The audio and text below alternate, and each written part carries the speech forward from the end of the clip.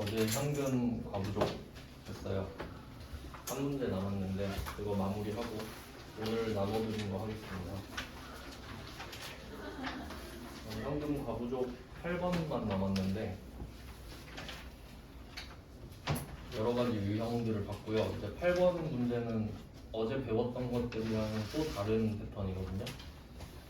그래서 뭐 어제 했던 1번부터 7번까지 성격을 좀 보면은 그 1번 문제만 12월 31일이 아니었어요. 9월 15일이었거든요. 그래서 1번 같은 문제는 잘 안 나올 거라고 말씀드렸죠. 왜냐면 12월 31일에 문제를 내면 두 문제 같은 한 문제를 낼 수 있잖아요. 그래서 보통은 현금 과부족은 12월 31일로 냅니다. 그리고 2번부터 7번까지가 그럼 다 12월 31일인데 이 문제들을 보면서 공통점을 좀 찾아볼게요. 2번 문제에서는 현금 과부족으로 회계 처리했다고 되어 있었거든요. 현금 과부족 개정 과목을 언급했어요. 2번 문제에서.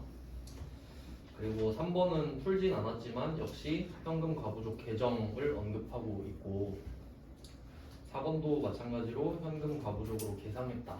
이게 곧 개정 과목을 말하는 거라고 말씀드렸죠.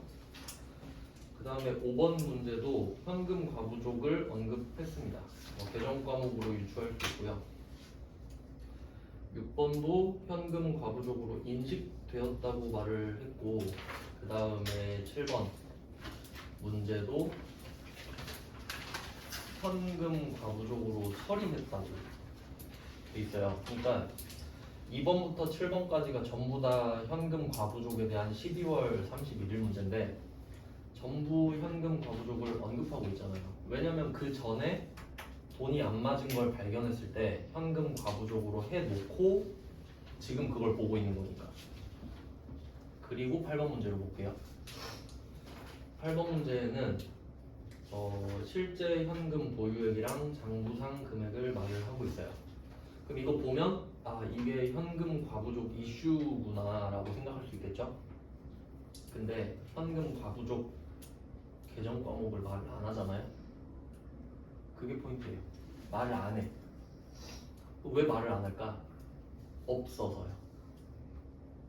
현금 과부족이 없어서. 없는데 말하면 안 되잖아요. 없어서 말을 안 해요. 왜 없지? 이걸 생각해 볼게요. 그리고 또 이 8번 문제는 굉장히 수준이 높은 문제인 게 여태까지는 차액 있죠. 차이가 나는 금액을 말해줬거든요. 여태까지. 근데 지금은 총액을 말해줬어. 각각 얼마씩 있다고. 그럼 이때 실제가 85,500원이고 장부가 7만원이면 차이가 나는 금액만 해결하면 되거든요. 그러니까 결과적으로 15,500원인 걸 알면 되거든요. 근데 지금까지는 15,500원을 알려줬단 말이죠. 바로 위에 있는 7번만 보셔도 50만원만큼 많다고 그러잖아. 답을 알려준 거죠? 근데 여기선 찾아라 이 말이잖아. 근데 이게 정상이죠. 그러면 여기서는 15,500원만 가지고 해보겠습니다. 그러면 간단하게 그림 그려서 실제 장부 이때 실제 현금이 더 많아요. 15,500원.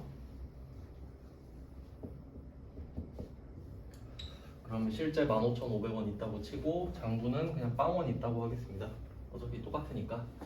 그럼 이때 우리가 해야 되는 거는 장부가 적으니까 장부에 플러스 15,500원 하면 되겠죠. 현금이라는 계정 과목을. 근데 여기다가 플러스 15,500원. 물론 당연히 계정 과목은 현금입니다. 실제 현금에 대비되는 거기 때문에 그럼 요거 하면 되거든요. 근데 오늘 기말이죠. 기말 현재. 그럼 왜 현금 과부족 이야기를 안 할까? 오늘이 기말인데 오늘 안 맞는 걸 안 거야.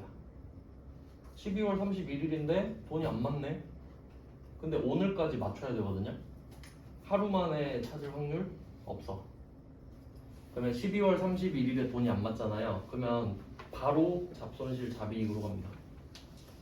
왜냐면 어차피 오늘이 12월 31일인데 결과적으로 찾든 못 찾든 없애줘야 되잖아요. 그러니까 12월 31일에 돈이 안 맞는 걸 찾으면은 현금 과부족이 의미가 없죠. 그러니까 12월 31일까지 버텨주는 역할을 하는 애인데 12월 31일에 돈이 안 맞아? 그럼 현금 과부족이 나와봤자 몇 시간 뒤에 없어지잖아요. 뭐 의미가 없으니까 안 쓴다 이거지. 그러면 일단 장부상으로 15,500원을 늘려야 되잖아요. 우리 현금을 차변했으면 되겠죠? 현금 15,500원 증가죠. 자산 증가.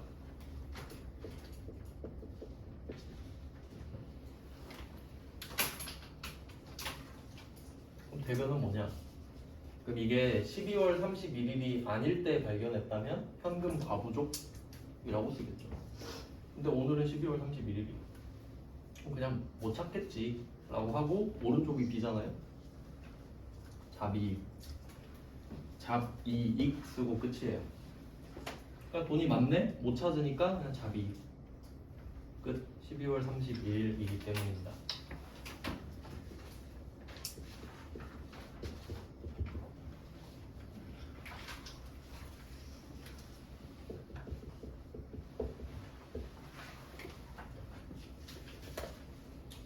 네, 이렇게 된 거예요.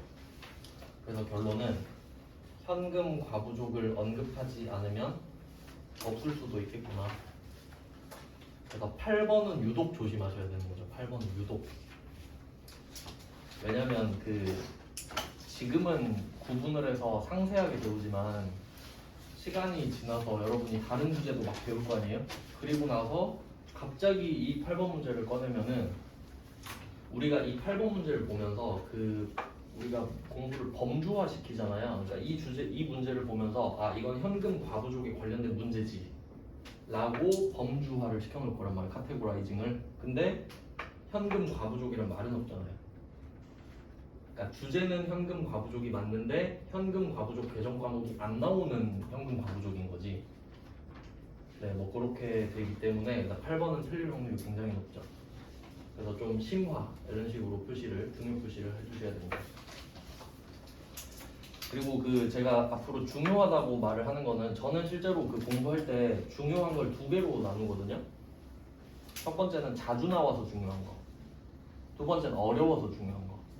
왜냐면 그 두 개를 구분을 안 해놓으면은 나중에 공부할 때 좀 복잡해져요. 그러니까 그 두 개를 둘 다 똑같이 중요하다고 해버리면 어려운 거를 나중에 놓칠 못해요. 사실 잘 나오는 중요한 게 중요한 거잖아요. 어려워서 중요한 거는 저 같은 경우는 잘 나와서 중요한 건 파란색 별표, 어려워서 중요한 건 빨간색 별표 이런 식으로 치거든요. 그럼 나중에 시험 갔을 때 빨간색은 버려도 되잖아. 파란색은 버리면 안 돼. 뭐 그런 식으로 좀 잘 메모를 해놔야 됩니다. 그래서 이 현금 과부족에서 기본적인 문제는 제가 2번이라고 말씀을 드렸고요. 2번이 가장 근본이 되는 문제고 8번은 심화 문제고 이 정도로 정리를 하겠습니다. 이 주제에서는. 네, 이렇게 하면 현금 과부족은 끝났어요.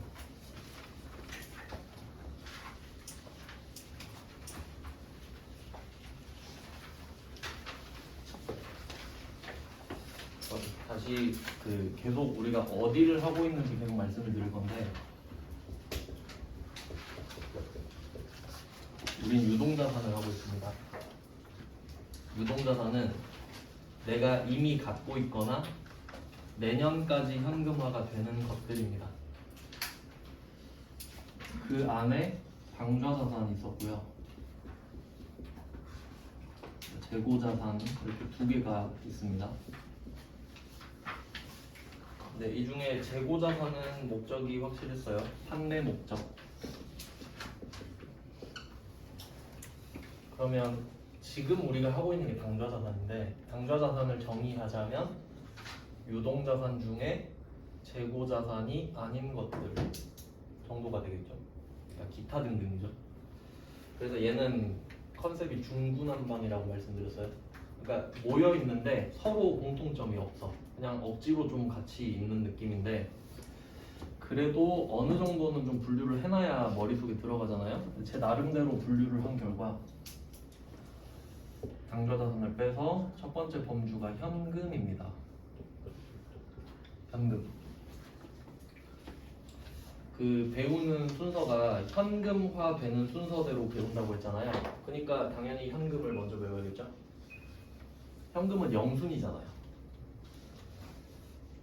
그리고 이 회계에서는 현금이라는 개념이 그 우리가 알고 있는 현금은 동전이랑 지폐잖아요.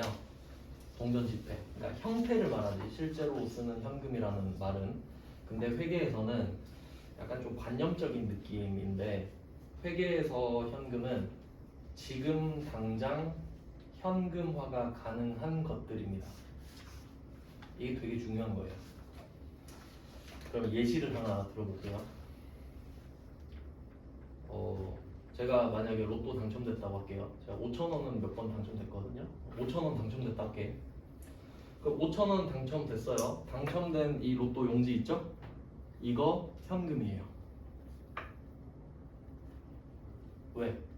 산대 가서 이거 현금으로 바꿔주세요 하면 되게 싫어하더라고요. 근데 현금으로 바꿔달라니까. 근데 바꿔주잖아. 그럼 현금화가 가능하죠. 근데 내가 이걸 갖고 있는 건 그냥 귀찮아서 갖고 있는 거지. 안 바꾸고. 그건 현금이에요. 회계에서는. 아시겠죠? 개념 잡는 법. 그럼 여러분이 쓰고 있는 체크카드 있잖아요. 체크카드 통장에 잔액 있죠. 그것도 현금이야. 뺄 수 있죠. 그냥 안 뺀 거지. 그런 느낌이에요. 이해됐죠? 그러니까 동전 지폐만 말하는 거 아니라고. 그러니까 그 통장에 있는 돈도 현금이야. 회계로 보면. 뭐 그런 내용이에요. 그래서 나중에 뭘 배우게 되냐면 수표를 배우거든요. 수표? 들어봤죠? 수표? 자기압 수표, 가계 수표 뭐 이런 것들이 있는데 당좌 수표. 그러면 수표가 뭐 수표라는 말은 들어보셨잖아요. 근데 수표가 뭐냐면 수표는 현금 교환권이에요. 그러니까 수표 보면은 만약에 자기압 수표 써 있어요. 그 밑에 뭐 신한은행 써 있다. 그러면 이걸 신한은행에 갖고 가면 현금으로 바꿔주거든. 그거 현금 교환권이죠. 그럼 우린 그걸 보면서 이거 현금으로 바꿀 수 있네? 그럼 현금이라고 생각하겠지. 그래서 나중에 수표를 배우게 됩니다. 뭐 참고하시고. 그러면 그 다음에 현금이 빨리 되는 것들을 생각해 보면은 뭐 여러분도 생각하실 수 있을 주제인데 주식입니다. 주식 갖고 있는 거 팔면 금방 현금 되죠? 이틀 뒤에 돈 입금 되잖아요. 그래서 두 번째가 주식. 그러니까 이거를 유가증권이라고 하는데 회계에서는. 근데 저는 그냥 그 계정 과목으로 쓰겠습니다. 유가증권 중에서도 단기 매매증권. 이게 계정 과목이거든요. 단기 매매증권. 그럼 이름을 한번 생각해 볼게요. 단기, 짧은 기간이죠. 그러니까 흔히 우리가 말하는 단타예요. 단타, 짧은 기간. 매매, 사고 파는 거죠. 정확히 팔다 사다. 그럼 매매. 그러면 단타를 치겠다는 소리겠죠. 그러니까 회계에서는 Y라고 그랬잖아요. 그러니까 내가 주식을 샀어요. 그러면 회계는 나한테 그 주식이 어느 회사 건지 안 물어봐. 그 어디 거야? 삼성전자 거야? 안 물어봐. 왜 샀어? 그럼 우린 대답해요. 저 단타 치려고요. 그럼 단기 매매 증권이라고 적어. 라고 되는 거지. 목적을 나타내니까. 그러면 얘는 단기잖아요. 단기. 회계에서 계정 과목 이거 단기 하면은 유동이랑 같은 뜻이에요. 단기 유동. 그러니까 1년 이내. 넘어가면 비유동이었죠. 비유동은 장기겠지. 뭐 그 정도 유추할 수 있죠. 그래서 만약에 어떤 장기라고 붙은 애는 지금 여기 나올 순 없죠. 유동자산 배우고 있으니까. 이 정도를 생각해 놓으시면 됩니다. 그래서 요걸 배울 거예요. 단기 매매증권. 근데 요거는 계정 과목이고 그 전체 범주를 좀 확인을 하겠습니다. 먼저 유가증권을 설명을 드릴게요. 유가증권. 요건 그냥 그 개념입니다. 유가증권이라는 게 있는데 얘는 개정 과목이 아니에요. 그러니까 얘는 왓에 대한 대답이에요. 그거 뭐야 하면 유가증권입니다. 요런 정도 느낌인데 그냥 뭐 가치가 있는 증권 이 정도로 그냥 별 뜻은 없어요. 그렇게 중요하진 않아요. 근데 이 안에 두 개가 있거든요. 채무증권이랑 지분증권이 있습니다. 채무증권, 지분증권. 그럼 이 둘도 왓에 대한 대답이거든요. 그거 뭐야 하니까 채무증권이요, 지분증권이요, 이 정도가 됩니다. 그럼 이게 뭔지 하나씩 배워야 돼요. 채무증권부터 설명을 해드릴게요. 채무증권부터. 그러니까 그 스토리가 딱 떠올라야 되거든요. 안 그럼 다 외워야 돼. 그럼 이때 A랑 B가 있어요. A랑 B가 있습니다. 그럼 이때 A랑 B가 있는데 A가 돈이 필요해요. A가 돈이 필요해. 그래서 B한테 돈을 달라고 합니다. 돈 좀 줘. 그래서 B가 A한테 돈을 줬어요.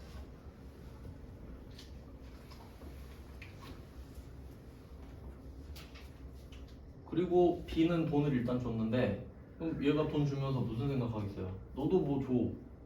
해야 될 거 아니야. 너도 뭘 줘라. 그러니까 A가 뭘 준다고 했냐면 차용증서를 준대. 차용증서. 그러니까 A가 B한테 야 1억만 줘. 그래서 일단 1억을 준 거예요 얘가. 그럼 B가 그 말을 해요. 넌 뭐 줄래? 차용증서 줄게. 차용증서는 돈을 빌렸다는 뜻이죠. 그러니까 차용증서에는 이렇게 써있죠. A가 B에게 1억을 갚겠습니다. 몇 월 며칠, 이자 몇 %, 이런 식으로 써있는 거야. 차용증서는. 그러니까 각서 같은 거죠 그냥. 그러면 B는 1억을 빌려준 대신에 요 차용증서를 쥐고 있는 거죠. 그럼 이걸 보면서 아, 이 날짜가 되면 1억이 들어오겠군. 그 사이에는 이자가 얼마씩 들어오겠군 이라고 생각하겠죠. 그러니까 자산이지 B 입장에서는. 그래서 이 차용증서를 여기서는 채권이라고 해요. 채권. 네, 이 채권은 민법상 그 채권이 아니라 그냥 그 금융상품으로 채권을 말하는데 차용증서 개념인 거예요. 차용증서 개념. 근데 실제 차용증서는 A와 B만 이해관계가 있는 거잖아요. 다른 사람들은 전혀 상관없지.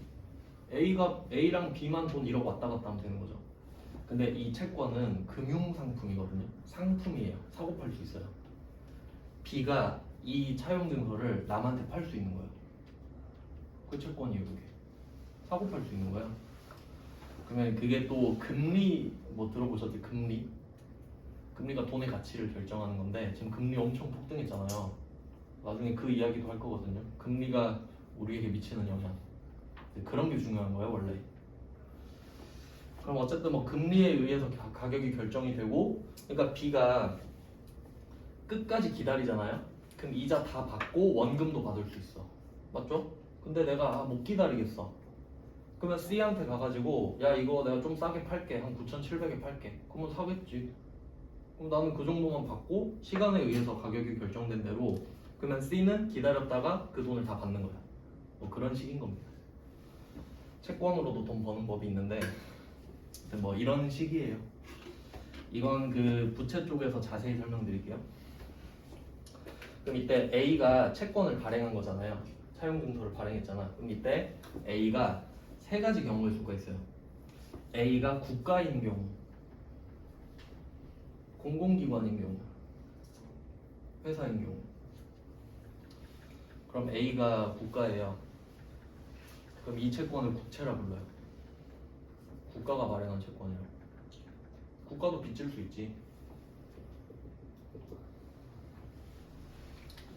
그러니까 이게 좀 배경 지식이 있어야 와닿는데, 그 국가는 항상 돈이 필요하지 않습니까? 뭐 맨날 돈 많이 필요하죠. 아마 서울특별시가 1년 예산이 300조가 넘을걸? 1년 동안 300조를 쓴다고요 서울에. 그러면 세금을 걷어야 되잖아. 그럼 여러분한테 도로 깔아줄 테니까 세금 걷겠다 하면은 누군가 이럴걸? 난 차 없는데? 난 별로 안 좋은데 이럴 수 있잖아요. 그러니까 세금 걷으면 별로 안 좋아하지. 그러니까 그냥 돈 좀 빌려주세요 하는 거라고. 국채 발행하는 거야. 돈 필요하니까. 그러면 우리한테 돈 빌려가고 우리 후손한테 갚는 거지. 뭐 그런 식이에요. 그래서 국채가 있고 공공기관일 수도 있잖아요. 그럼 공채.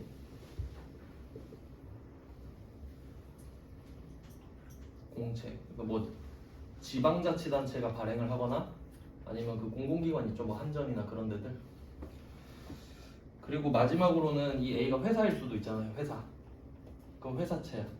회사가 발행한 채권이라서 회사채. 회사채. 근데 회계에서는 얘를 사채라고 불러요.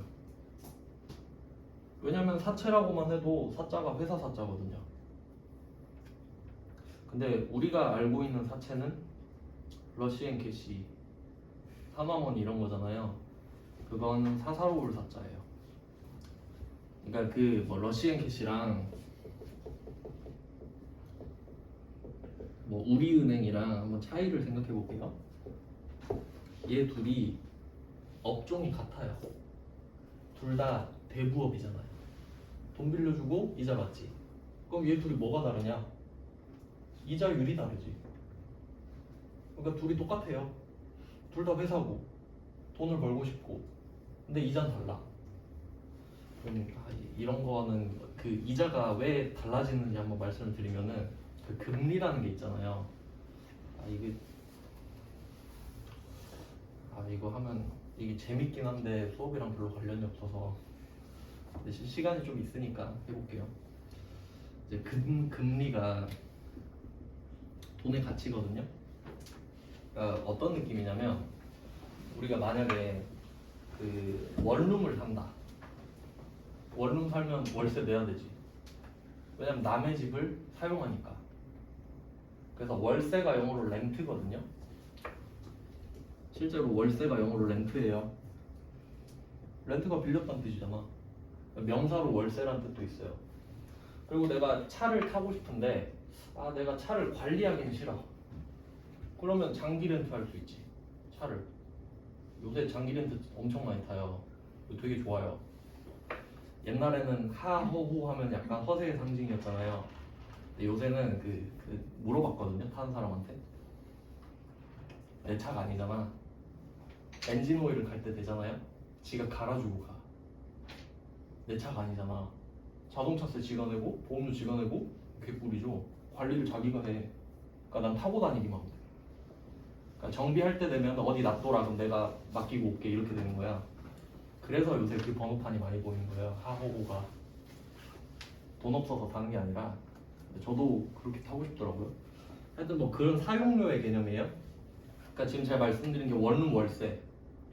그럼 자동차 장기 렌트에도 월세 개념으로 내죠. 왜냐하면 남의 물건을 쓰고 있잖아. 남의 집 쓰고 남의 차 쓰고 있지. 그럼 은행이 왜 우리한테 적금 들면 이자 줄까요? 적금을 드는 거는 약속이에요. 내가 1년 동안 적금을 든다고 했으면은 1년 동안 그 돈을 안 빼겠다는 약속이잖아. 그러면 그 은행이 그 돈으로 뭐 하는지 아세요? 그 돈으로 대출해 주지. 그럼 생각을 해봐요. 우리가 적금을 들어. 그러니까 적금은 좀 계산이 복잡하니까 예금으로 할게요. 예금은 1억을 넣으면 1년 있다 1억 돌려주는 거야. 그럼 이자 요새 한 2, 3% 주겠죠? 그럼 내가 1억을 1년 담가놓고 한 300을 받는다 칠게요. 근데 그 1억을 얘가 1년 동안 안 뺀다는 보장이 있잖아요. 그럼 그 1억을 딴 사람한테 빌려준다고. 1년 동안. 그리고 이자 6% 받는 거야. 그러니까 은행은 절대 망할 수 없어. 그러니까 돈놀이가 짱이에요. 그래서 그런 식으로 한 게 예대마진이거든요. 그러니까 우리한테 돈을 끌어당겨서 딴 사람 빌려주면 되는 거야. 그리고 이게 수익률이 안 날 것 같으면 주식하면 돼. 비트코인 하면 돼. 실제로 그래요. 다 그렇게 해요. 그 국민연금 기금도 그러잖아. 비트코인으로 돈 많이 벌었다 뭐 이러잖아요. 그래서 모든 건 돈놀이로 끝나는 건데 그래서 이 금리가 돈의 가치를 결정하는 개념이거든요. 그래서 나중에는 그 시간에 따라서 가치가 결정되는 것도 말씀을 드릴 거예요. 그래서 뭐 대충 이런 느낌인데, 그럼 얘는 왜 우리은행은 이자를 적게 받고 러시안 캐시는 많이 받냐? 여러분이 투자를 하고 싶어요. 근데 내가 투자를 잘 몰라. 그래서 주식이나 비트코인은 좀 무서울 수 있잖아요. 그럼 제일 만만한 데가 어디야? 은행이잖아. 2%는 준대잖아. 그럼 가서 2%라도 먹을 생각을 하고 있죠? 그러니까 우리한테 기준은 은행이자인 거야. 그 정도가 기준이 돼버리는 거지.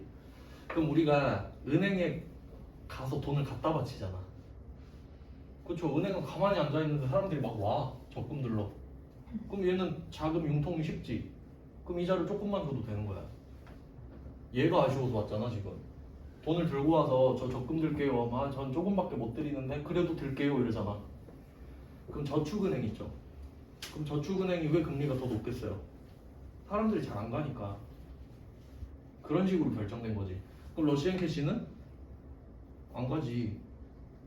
그건 진짜 급한 사람만 가잖아요. 그러니까 비싼 이자를 내고 돈을 쓰는 거지. 그러니까 이런 식으로 결정이 되는 거라고. 그러니까 결국 이자가 어떻게 결정되냐? 공급과 수요도 영향을 미치는 거죠. 그러니까 그 우리가 흔히 말하는 일금융은 이자를 많이 줄 필요가 없어. 우리가 믿으니까. 뭐 그런 내용이에요. 대충. 금리 이게 되게 재밌는데 지금은 별 상관은 없습니다. 그러면 이때 A랑 B 이야기를 했을 때 우리가 지금 회사잖아요. 그럼 우리가 A일 수도 있고 B일 수도 있지. 그럼 우리가 A면 이 채권 이름 뭐겠어요? 사채겠지. 우리가 국가가 아니잖아요. 그럼 우리는 이걸 배워야겠네. 나중에 부채에서. 왜냐면 A 입장에서는 지금 부채가 느는 거예요. 돈 갚아야 되잖아. 그럼 지금 A가 1억을 받았다고 해봐요. 그럼 자산 늘었죠? 1억 늘었잖아. 근데 이 1억을 마음 놓고 써도 되는 건 아니지. 나중에 1억 또 갚아야 되니까. 그래서 얘는 부채인 자산인 거예요. 그러니까 회계에서는 자산이 늘었다 이러고 끝내면 안 돼. 갚아야 되는 자산이 늘었다 여기까지 가야 돼. 그럼 우리는 1억을 갚아야 된다는 생각을 하면서 부담스럽게 이 1억을 관리해야 되는 거예요. 그럼 B 입장을 볼까요? B는 1억을 줬죠. 그럼 자산이 줄었죠. 1억을 줬으니까 자산이 줄었어요.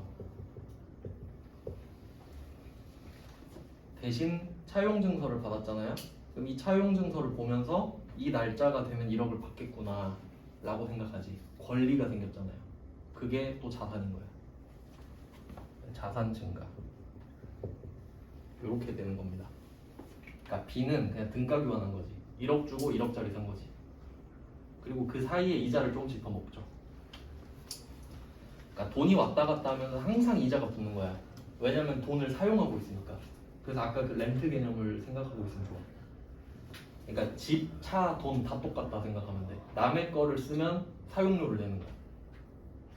그러면 옛날엔 금리가 낮았잖아요. 와 진짜 격세지감인데 옛날에 유럽에 제로금리였어요. 제로금리란 말 들어보셨나요? 금리가 없단 소리야. 그럼 상식적으로 말이 안 되죠. 돈을 썼는데 사용료를 안 낸다는 소리거든. 왜 그렇게 되냐면 경제가 너무 불안하니까 이런 느낌이야. 1억을 내가 은행에 맡기잖아요. 그럼 나중에 9,800만 원으로 주는 거야. 근데 맡겨. 왜 그런지 아세요? 돈 가치가 너무 빨리 떨어지니까 그래도 나 정도니까 200만 원으로 선방을 했다 이거야. 그러니까 가서 맡겨. 돈 가치도 그 되게 중요하거든요. 그래서 나온 김에 좀 말씀을 드리면 그 물가 상승률이라고 들어봤어요? 물가 상승률? 그러니까 금리가 진짜 중요해요. 모르면 나만 모르는 거야. 엄청 중요해요. 그럼 물가 상승률을 보통 3%로 잡아요. 이게 무슨 말인지 생각을 해볼게요. 내가 지금 100만 원을 갖고 있어요. 현금 100만 원. 근데 지금 A라는 물건이 100만 원이에요. 살 수 있죠? 살 수 있어. 근데 내가 고민을 하다가 1년 동안 갈팡질팡한 거야. 아 100만 원 너무 비싼데 살까 말까 하다가 1년이 흘렀어. 그럼 이 A라는 물건이 얼마가 된다는 소리지? 아 너무 비싸게 올랐어. 103만 원 돼야 돼. 너무 그렇게 폭등하면 안 돼요. 이렇게 되잖아요. 그럼 사 못 사. 못 사 이제. 이게 중요한 거예요. 그러니까 이 현금 100만 원 있잖아요. 여기 써 있는 100만 원 이거는 명목 가치야. 명목 가치. 명목 가치는 형식적인 가치예요. 100만 원이 써 있으니까 그냥 100만 원이구나 이러잖아. 근데 이제는 가치가 떨어진 거지. 왜냐면 물건 가격이 올랐으니까. 그러니까 상대적으로 가치가 떨어진 거야. 그럼 이게 무슨 의미가 되냐면 여러분이 현금 100만 원을 내 지갑에 넣어놓잖아요. 1년이 흐르잖아. 그럼 이 돈은 가치가 떨어진 거라고. 물건 값들은 다 오르고 있잖아. 근데 내 현금은 가만히 있잖아. 상대적으로 도태가 되는 거지. 그러니까 이게 이런 느낌이지. 사람들이 다 똑같이 나이를 먹잖아요. 근데 나는 아무것도 안 하고 있었어. 근데 딴 사람들은 다 자격증을 따고 있는 거야. 그럼 내가 가만히 있었다고 막 잘못된 인생은 아니거든요. 근데 상대적으로 나만 자격증이 없는 거야. 그럼 사람들이 나를 뭐 쓸 이유가 없겠지. 그런 느낌이라고. 그럼 어떻게 해야겠어요? 이 100만 원을 어떻게 해야 돼? 투자를 해서 1년에 3% 이상을 먹어야 될 거 아니야. 그래야 상쇄시킬 거 아닙니까? 이해돼요? 내가 이거 투자해서 비트코인으로 하든 주식을 하든 104만 원으로 만들어야 이기는 거 아니야. 맞죠? 그러니까 투자를 해야 되는 거예요. 그럼 이 말이 금리가 낮다는 소리가, 그럼 금리가 낮으면 돈의 사용료가 적다는 소리잖아요. 그럼 그때 사람들이 사업을 해요. 돈 사용료가 이렇게 싸? 그럼 대출 쫙 땡겨가지고 이자가 싸니까 대출을 쫙 땡겨 사업을 하는 거죠. 근데 지금 금리 폭등했죠. 엄청 올리고 있잖아요. 미국이 올리면 우리도 올려야 되거든요. 좀 말이 길어지는데 그 이유가 있는데, 미국 금리랑 한국 금리가 있잖아요. 미국이 급등하잖아요. 자이언트 스텝 막 밟아버리잖아요. 원래 금리는 0.25씩 올리게 돼 있어. 근데 미국이 0.75씩 계속 올리고 있잖아. 그 자이언트 스텝이잖아요. 엄청 크게 걷고 있잖아. 그럼 미국이 올리면 한국이 왜 따라가야 되냐? 상식적으로 한번 생각해봐요. 여러분이 미국 사람이에요. 미국 사람이면 내가 삼성전자 주식에 관심이 있었던 거야. 그럼 내가 갖고 있던 달러를 현금으로 바꿔야 돼. 원화로. 맞죠? 달러를 원화로 바꿔서 삼성전자 주식을 샀을 거 아니에요. 근데 미국 금리가 급등하잖아요. 근데 한국 금리가 안 올라가요? 그러면 미국에서 돈 버는 게 훨씬 낫지. 금리가 더 높다는 소리는 돈의 가치가 더 높아진 거잖아요. 그럼 내가 왜 달러를 한국에 풀고 있어? 빨리 삼성전자 주식 팔고 다시 달러로 바꿔서 애플 사야지. 그럴 거 아니에요. 그러니까 흐름은 그렇다는 거예요. 그러면 미국 금리는 오르는데 한국 금리가 안 오르잖아요? 그럼 한국 주식 개박살나. 미국 사람들이 다 팔 거 아니야. 맞죠? 그럼 우리가 할 수 있는 방법이 뭐야? 따라가야지. 따라가도, 그러니까 똑같아도 우린 손해야. 똑같다고 치면 사람들이 미국에 투자하지. 그러니까 우리는 울며 겨자 먹기로 따라가는 거예요. 그러니까 금리가 진짜 중요해요. 금리로 모든 게 다 결정돼, 실제로. 대충 흐름은 이래요. 중요하다라는 거예요. 그래서 이때 물가 상승률이 3%잖아요. 근데 최근에 막 미국 10% 올랐다가 그런 거 들어보셨을 것 같은데, 여러분이 느끼기에도 물가 엄청 비싸죠. 서울에는 김밥 한 줄에 6,000원짜리도 있대요. 한 줄에 6,000원이에요. 그럼 물가 상승률이 오를 거 아니에요. 금리가 올랐으니까. 그럼 이건 무슨 소리야? 우리 돈 가치가 더 떨어지고 있다는 소리야. 그러니까 내가 똑같이 250 받아도 220 이렇게 받는 거랑 비슷하다는 소리야. 그러니까 내가 가치를 높이지 않으면은 난 계속 먹히는 거야, 그냥. 이해됐죠? 그러니까 금리를 알아야 그 심각성을 알지. 저는 무서워서 그래서 가만히 못 있어요. 물가는 오르는데 내 월급 안 오르면 어떻게 돼? 계속 뭐 그래요. 아는 사람만 알지 뭐. 네, 대충 금리는 이런 약간 피처링으로 나왔습니다. 그래서 이게 채무증권이에요. 그러니까 이때 A 입장이랑 B 입장 보면 A는 자산이죠. 그럼 B는 부채잖아요. 자산인데 부채니까. 그럼 이때 왜 채무증권이냐면 B가 채무를 져야 A가 채무를 져야 B한테는 자산이 되잖아요. 그래서 채무증권이에요. 누군가의 채무 자체가 누군가에겐 자산이 되니까. 그래서 요거를 채무증권이라고 하는 겁니다. 네, 이런 내용이에요. 자세한 거는 사채 가서 할게요. 흐름은 아시겠죠? 결론은 돈 빌렸다예요. 돈 빌렸다. 자, 채무증권을 한번 했고요. 채무증권은 키워드 부채입니다. 갚을게 하고 돈 줘 하는 거예요. 그러니까 이자를 주는 거지, 사용료로. 자, 그 다음 두 번째는 지분증권 가겠습니다. 지분은 좀 많이 들어보시지 않아요? 지분?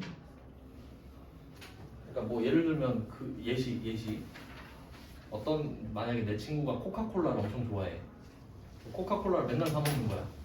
그럼 내가 그 친구를 보고 야, 너 뭐 코카콜라에 지분 있냐? 뭐 이런 식으로 말할 수 있잖아요. 제 친구 중에 실제로 코카콜라 주식 좋아하는 애 있거든요. 배당을 많이 줘요, 코카콜라는. 그리고 절대 망하지 않아, 코카콜라는. 절대로 안 떨어져요. 그럼 뭐 그런 게 있다. 그럼 지분이 뭐냐? 지배권을 나눈 겁니다. 지배권을 쪼갠 거라. 그게 주식이죠. 첫 시간에 그 배 했잖아요. 배 10억짜리 배. 그럼 그 10억짜리 배를 타고 다니는 선장 있었고 선장? 그럼 그 선장은 배에 대한 권리가 있나요? 없죠. 선장은 선주가 아니니까. 그러니까 지금 이거 선주 이야기하는 거라고. 그 배에 10억짜리 배에 얼마나 투자했냐 이 말이지. 그럼 10억이 지배권이잖아요. 그 중에 나는 1억을 투자했으면 지분이 10% 있는 거지. 그 지분이에요. 그 주식을 지분이라는 거예요. 주식은 지분. 그럼 이제 바꿔볼게요. A, B는 똑같아요. 돈 주는 것도 똑같아요. 재활용하겠습니다.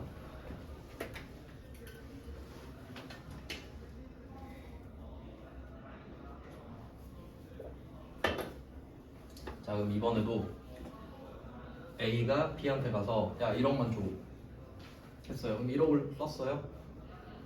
그럼 B가 또 요구하겠죠. 넌 뭐 줄래? 그러니까 이번에 A는 좀 뻔뻔해요. 네 말을 잘 들을게 라고 합니다. 네 말 잘 들을게. 1억 줬으니까. 그게 뭐야? 내 소유권을 주겠다고. 날 가져. 뭐 이런 식인 건데. 그럼 나를 가졌으니까 네 말을 잘 듣는 거 아니에요? 좀 사례가 이상하긴 한데 진짜 그래요. 소유권이에요. 그럼 그게 주식이잖아. 소유권을 주겠다.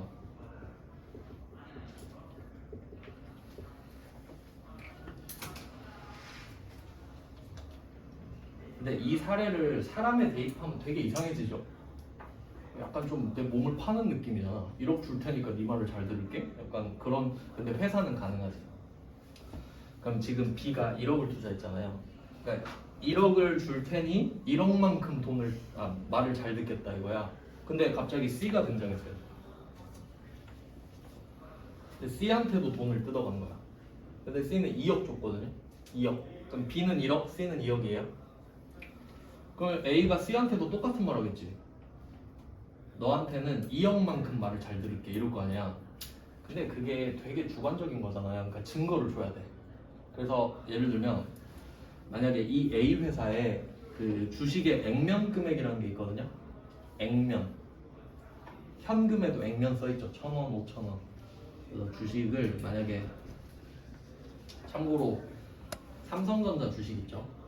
삼성전자 주식의 액면 금액이 100원입니다. 100원이에요.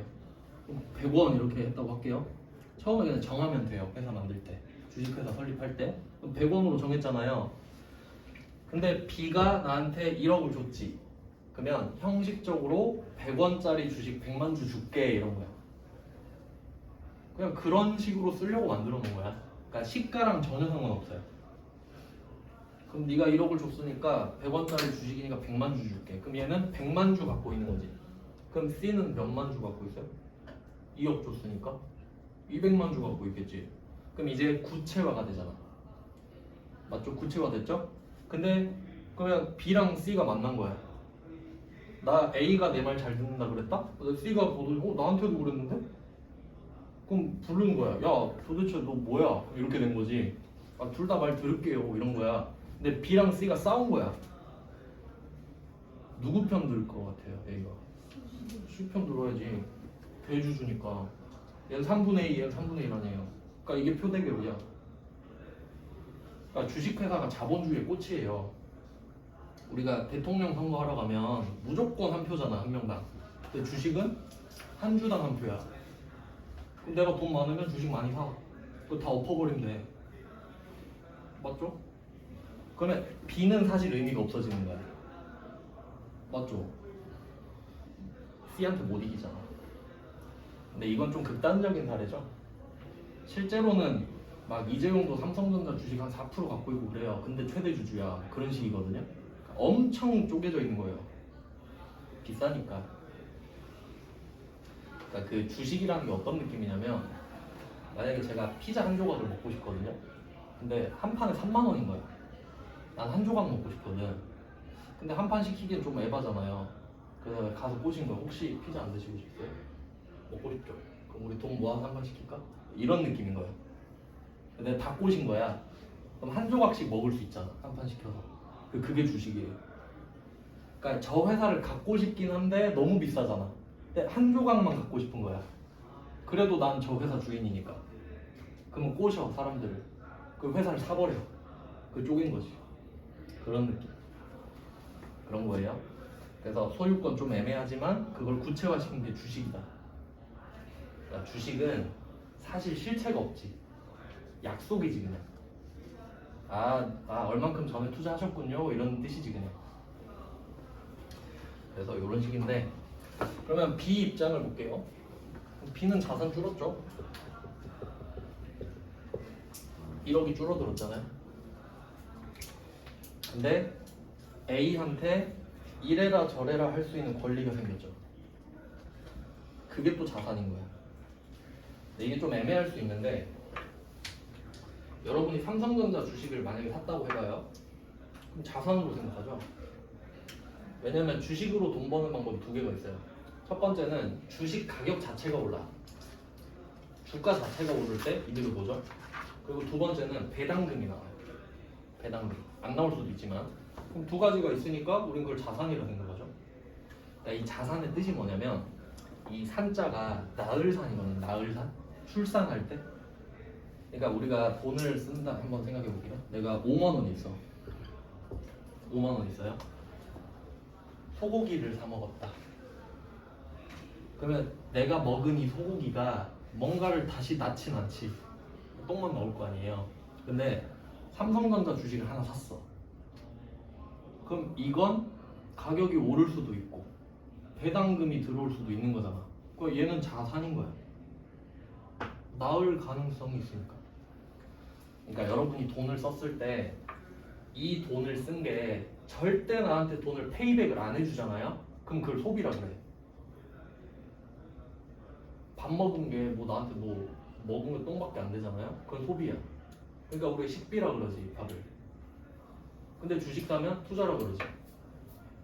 물론 그 떨어질 거 사면 안 되고요. 오를 것 같은 거를 사는 게 투자라 그러죠. 왜냐면 자산이니까. 뭐 그런 식이 되는 거예요. 네, 그러면 얘는 자산이 다시 는 거야.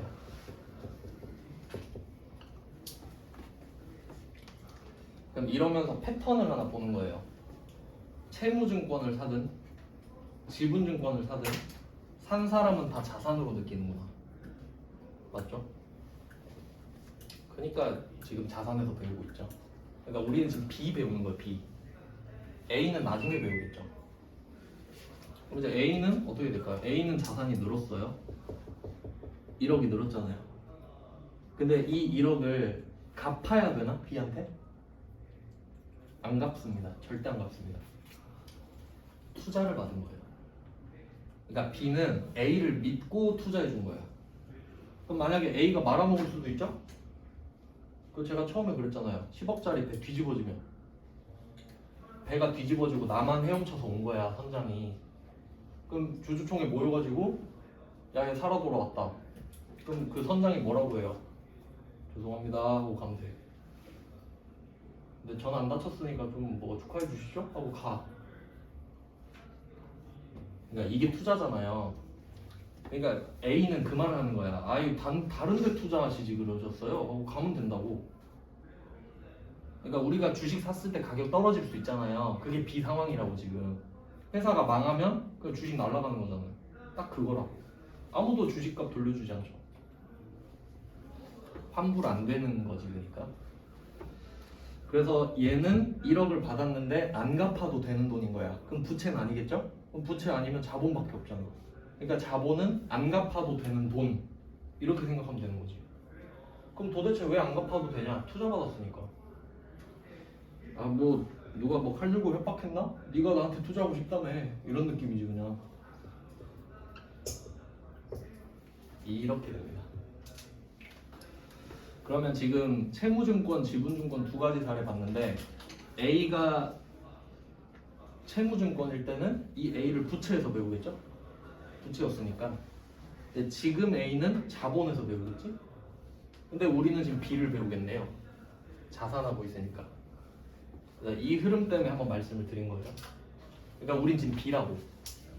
그럼 여기서 중요한 거는 A가 나한테 차용증서를 줬든 주식을 줬든 난 상관없어. 자산이야.